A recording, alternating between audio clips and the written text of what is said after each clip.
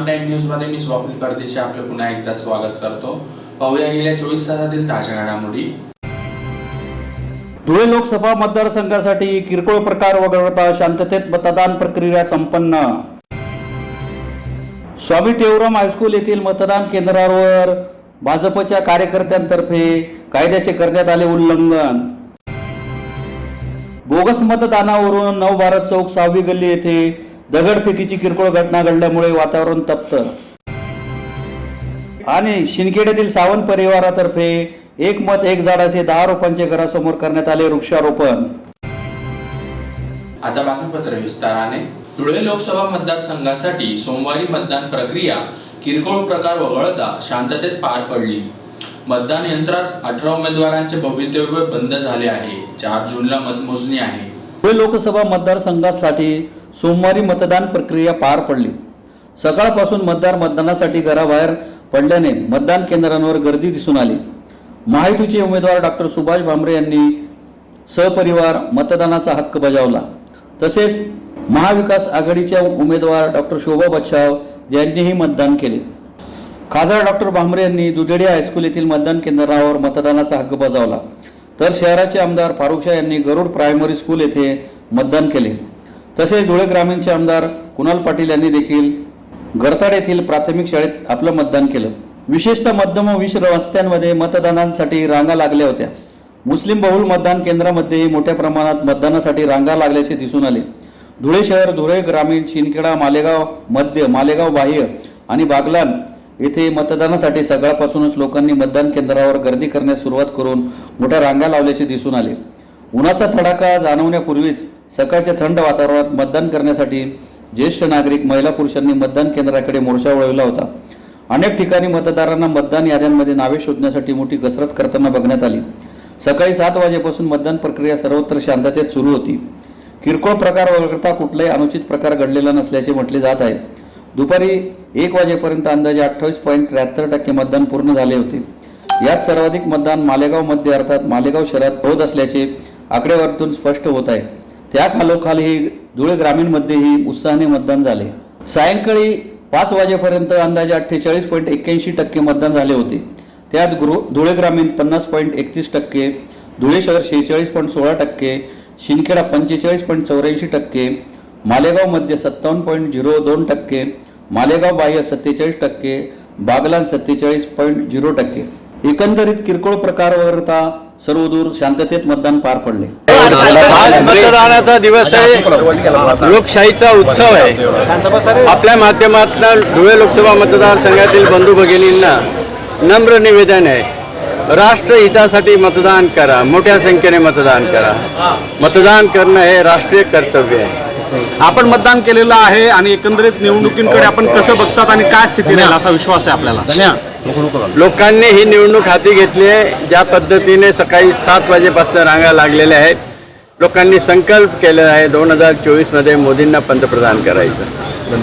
पूर्ण धुळे लोकसभा नाही तर पूर्ण देशातले जे जनता आहे त्याला आवाहन करेन की आपल्याला जर खरोखर संविधान वाचवायचं असेल, देशातून बेकारी व बेरोजगारी संपवायची असेल तर आपण जरूर मतदानाला जावे। भैया, आमच्या वरिष्ठांचा जे निर्णय आहे ते आम्हाला मान्य करावाच लागतो आणि आमचे जे बॅरिस्टर असदुद्दीन ओवैसी साहेब आहे त्यांनी सांगितलं होता की यंदा आम्हाला इथून उमेदवारी करायची नाही। तुम्ही मतदारांना काय आवाहन करा? मी सर्व मतदारांना हे आवाहन करेल की आपण बघतच आहात की आता आपला ते देशातला जाऊ दे तर धुळे लोकसभेत आता हे महाभागांनी किती भ्रष्टाचार केलेले होते। आज सुद्धा आपण बघा, एवढा भर उन्हाळ्यात सुद्धा लोकांना प्यायला पाणी मिळत नाही आणि यांनी ते सगळं जी आर्थिक परिस्थिती होती महानगरपालिकेची ते सगळं त्यांनी विल्हेवाट लावून दिलेली आहे। कुठलाही विकास झालेला नाही। जे खासदार आहे ते आपल्याला माहीत आहे 24 तास घरात झोपून असतात आणि ते अत्यंत कार्यक्षम आहे आणि त्यांना हटवण्यासाठी आपल्या सर्वांना मतदान करायचं आहे आणि करावंच लागेल। आता आम्हाला तो पूर्ण विश्वास आहे, कारण जे जनता आहे ते आता अत्यंत चांगल्यापणे ते जनता जागरूक झालेली आहे आणि मला तर वाटतं महाराष्ट्रात किमान इंडिया अलायन्सला महाविकास आघाडीला किमान 25 ते 30 जागा नक्कीच मिळतील. धुळे शहरातील साक्री रोड येथील स्वामी टेवराम हायस्कूल येथील मतदान केंद्रावर भारतीय जनता पार्टीचे माजी नगरसेवक व कार्यकर्ते मतदान केंद्र परिसरातच कायद्याचे उल्लंघन करत असल्याचे दिसून आले. धुळे शहरातील साक्री रोड येथील स्वामी टेवराम हायस्कूल येथील मतदान केंद्रावर भारतीय जनता पार्टीचे माजी नगरसेवक तसेच कार्यकर्ते कायद्याचे उल्लंघन करताना दिसून आले. ते सर्रास मतदान केंद्रात उभे राहून लोकांना हात जोडून प्रचार करताना आढळून आले. धुळे लोकसभा मतदारसंघाकरिता सोमवार दिनांक 20 मे 2024 रोजी मतदान प्रक्रिया होणार होती. या मतदानाच्या दिवशी मतदान केंद्राचे 100 मीटर परिसरात फौजदारी प्रक्रिया संहिता 1973 चे कलम 144 अन्वये विशेष निर्बंधांचे आदेश जिल्हा दंडाधिकारी अभिनव गोयल यांनी लागू केले होते. परंतु टेवराम हायस्कूल येथील मतदान केंद्रावर भारतीय जनता पार्टीचे माजी नगरसेवक व कार्यकर्ते यांच्यावर प्रशासनाचा कुठलाही वचक दिसून आला नाही. 100 मीटरच्या आत कुठलाही प्रचार करू नये व कुठल्याही पक्षाचा माजी नगरसेवक व प्रतिनिधी प्रचार करू शकत नाही. जिल्हाधिकारी यांचे आदेश असून देखील असा प्रकार पाहायला मिळाला. या ठिकाणी पाहणी करायला आलेले राष्ट्रवादीचे रणजितराजे भोसले यांना देखील सदरचा प्रकार निदर्शनास आला. सदरचा गैरप्रकार लक्षात घेता त्यांनी तात्काळ कारवाईची मागणी केली आहे. साक्री रोडच्या काही शाळांमध्ये या ठिकाणी स्वामी टेवराम हायस्कूल असेल, इतर भागामध्ये या ठिकाणी भाजपचे पदाधिकारी आणि नगरसेवक या बूथमध्ये जाऊन प्रचार करतायत, लोकांना हात जोडताय आणि कमळाला मतदान करता अशा पद्धतीचं आवाहन करतायत. हे कायद्याचं उल्लंघन आहे. आचारसंहिता ज्या आपल्याला मांडून ठेवलेली आहे त्याचं सुद्धा उल्लंघन करण्यात आलं. आम्ही या गोष्टीचा निषेध करतो आणि निवडणूक आयोगाला विनंती करतो की तात्काळ आज आतापासून या ठिकाणी जे 100 मीटरच्या आत कुठल्याही राजकीय पक्षाच्या प्रतिनिधींना या त्यांच्या नगरसेवक असतील त्यांना या ठिकाणी प्रवेश देऊ नये अशा पद्धतीची मी विनंती करतो. धुळे शहरातील महानगरपालिकेच्या शाळा क्रमांक 9 येथील मतदान केंद्रावर एक इसम बोगस मतदान करताना आढळून आल्याने वाद निर्माण होऊन नवभारत चौक 6वी गल्ली येथे दगडफेकीची घटना घडल्यामुळे वातावरण तप्त झाले होते. अफवांवर विश्वास न ठेवण्याचे आवाहन पोलीस अधीक्षकांनी केले आहे. धुळे शहरातील महानगरपालिकेच्या शाळा क्रमांक 9 येथील मतदान केंद्रावर लोकसभेसाठी मतदान सुरू असताना सायंकाळी 5:30 वाजता एक इसम बोगस मतदान करताना आढळून आल्यामुळे वाद निर्माण झाला होता. या किरकोळ कारणावरून नवभारत चौक गल्ली नंबर 6 येथे दगडफेक झाल्याची घटना घडल्यामुळे वातावरण तप्त झाले होते. घटनेची माहिती मिळताच पोलीस प्रशासन मोठ्या फौज फाट्यासह तेथे दाखल झाले. त्यांनी जमावावर काबू ठेवून मतदान प्रक्रिया सुरळीत चालू ठेवली. लागलीच जिल्हा पोलीस अधीक्षक श्रीकांत दिवरे, सहाय्यक पोलीस अधीक्षक ऋषिकेश रेड्डी घटनास्थळी दाखल झाले. त्यांनी गर्दी पांगून मतदान प्रक्रिया सुरळीत ठेवली. अफवांवर विश्वास ठेवू नये असे आवाहन जिल्हा पोलीस अधीक्षक श्रीकांत दिवरे यांनी केले आहे. इथे शांतता आहे. कुठल्याही प्रकारची कुठलीही अफवा पसरवू नये. इथे एक थोड्याफार प्रमाणात दगडफेक झालेली आहे. पोलीस सर्व पोटनिशी इथे पोहोचलेला आहे. कुठल्याही प्रकारे मतदान थांबलेलं नाही.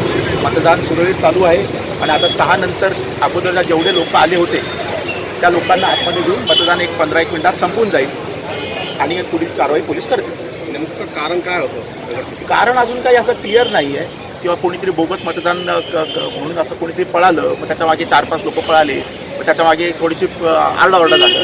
याच्यातून ते क्षणिक कारणावरून झालेलं आहे आणि हल्ली एक 2-3 मिनिटामध्ये हा प्रसंग असा घडलेला आहे. त्याच्यामुळे मी तुमच्या माध्यमातून सगळ्यांना सांगू इच्छितो की कोणत्याही प्रकारच्या अफवांवर विश्वास पसरवू नये. मतदान कोणत्याही प्रकारे थांबण्यात आलेलं नाही. मतदान केंद्र अतिशय सुरक्षित आहे आणि कुठलीही अशी मेजर घटना घडलेली नाही. पोलीस स्पॉटवर आहे, मी स्पॉटवर आहे.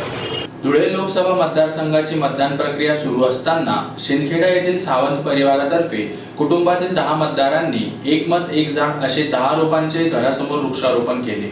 धुळे लोकसभा मतदारसंघासाठी मतदान प्रक्रिया सुरू असताना शिंदखेडा येथील सावंत परिवाराच्या वतीने कुटुंबातील 10 मतदारांनी एक मत एक झाड असे 10 रोपांचे घरासमोर वृक्षारोपण करण्यात आले.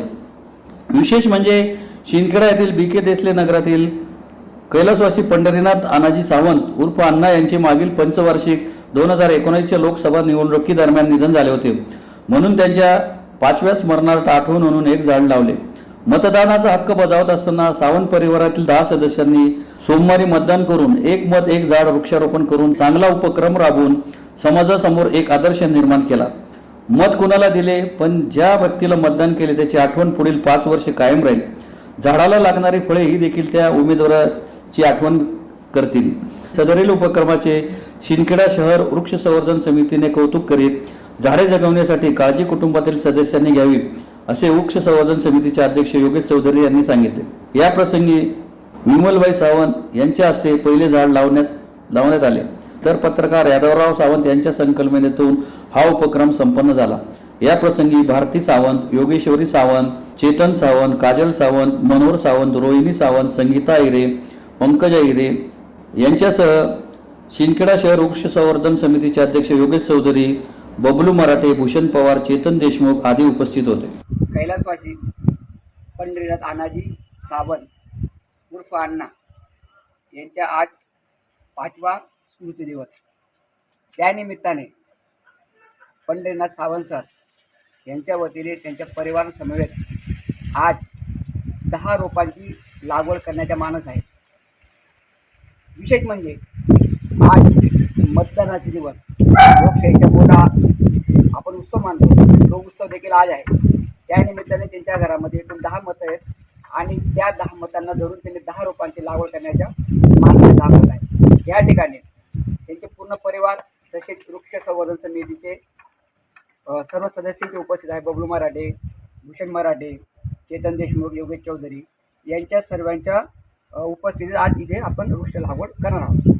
पुन्हा एकदा पाहूया ठळक घडामोडी. धुळे लोकसभा मतदारसंघासाठी किरकोळ प्रकार वगळता शांततेत मतदान प्रक्रिया संपन्न. स्वामी टेवराम हायस्कूल येथील मतदान केंद्रावर भाजपच्या कार्यकर्त्यांतर्फे कायद्याचे करण्यात आले उल्लंघन. बोगस मतदानावरून नवभारत चौक 6वी गल्ली येथे दगडफेकीची किरकोळ घटना घडल्यामुळे वातावरण तप्त. आणि शिंदखेड्यातील सावंत परिवारातर्फे एक मत एक झाड असे 10 रोपांचे घरासमोर करण्यात आले वृक्षारोपण. याचबरोबर श्रीराम टाइम न्यूजचे बातमीपत्र संपले. दिवसभरातील ताज्या घडामोडींसाठी पाहत राहा श्रीराम टाइम न्यूज. भेटूया पुढील प्रसारणात. तोपर्यंत नमस्कार.